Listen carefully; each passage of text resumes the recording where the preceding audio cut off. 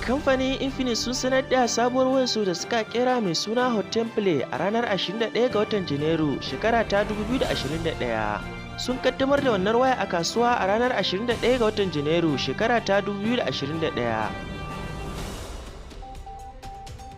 Kamfanin Oppo sun sanar da sabuwar wayarsu da suka kera mai suna Oppo A93 a ranar 14 ga watan Janairu shekara ta 2021.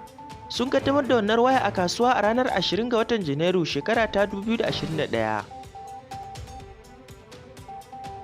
Kamfanin Vivo sun sanar da sabuwar wayarsu da suka kera mai suna Vivo Y31 a ranar 20 ga watan Janairu shekara ta 2021.